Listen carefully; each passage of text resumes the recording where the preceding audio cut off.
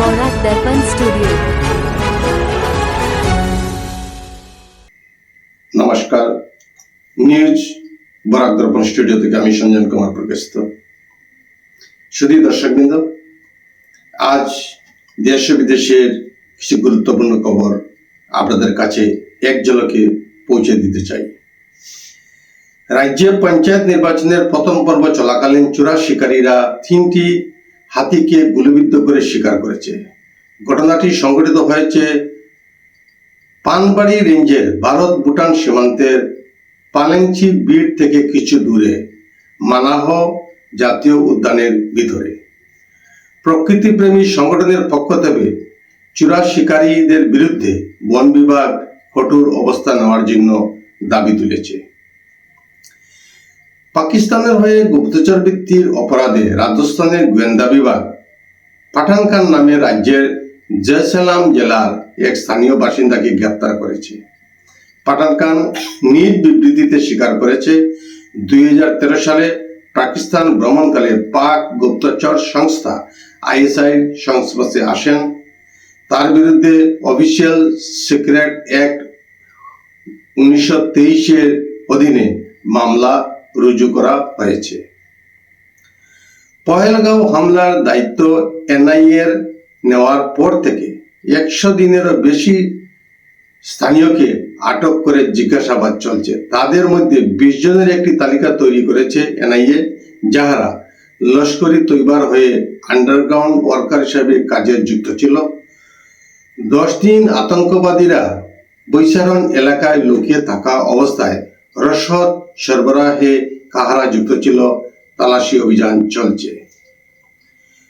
পশ্চিম ডকুয়াখানার এক ভোটকেন্দ্রে জেলা পরিষদের 10 নম্বর খজুয়ামিলি প্রাথমিক বিদ্যালয়ের ভোটকেন্দ্রে নিযুক্ত পোলিং অফিসার ভদ্রকান্ত দলের বিরুদ্ধে গুরুতর অভিযোগ উঠেছে। তিনি এক প্রবীণ ভোটার অবিটি মিলির ইচ্ছার বিরুদ্ধে একটি নির্দিষ্ট রাজনৈতিক দলের প্রার্থীর পক্ষে ভোট প্রদান করায় ভোট কেন্দ্রে চরম উত্তেজনা পরিস্থিতি তৈরি হয়েছিল।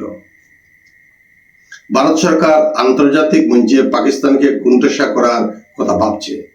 আন্তর্জাতিক দিক থেকে পাকিস্তানের উপর আর্থিক চাপ বৃদ্ধি করতে পারে না দিল্লি। পাকিস্তানের বিরুদ্ধে একাধিক শক্তিশালী পদক্ষেপ নেওয়া হয়েছে।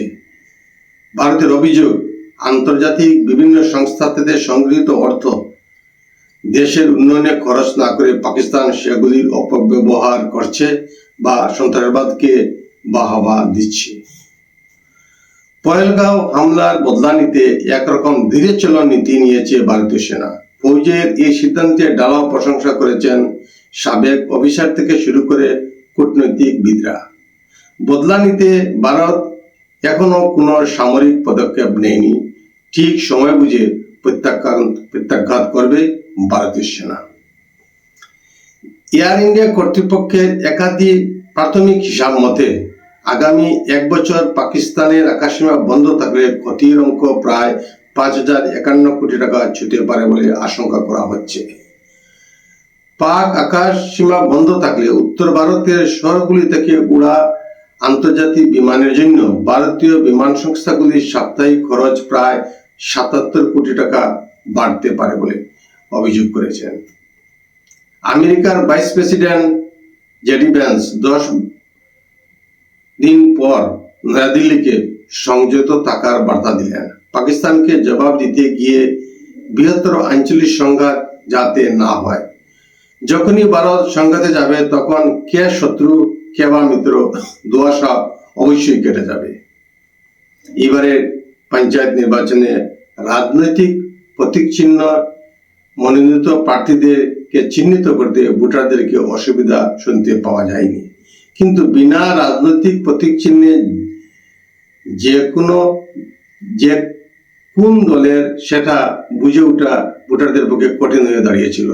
বেশিরভাগ ক্ষেত্রে সমদলীয় প্রতিদ্বন্দ্বীদের মধ্যে কঠিন লড়াই হওয়ার প্রেক্ষাপট তৈরি হয়েছে। এখন পর্যন্ত পরিবেশ যেটা বলছে, ভারতীয় জনতা পার্টির পক্ষে এই নির্বাচন সহায়ক হবে বলে মনে হচ্ছে। আজকের প্রতিবেদনে এখানেই বিরতি টানছি। সবাই পাশে থাকবেন। শুভরাত্রি।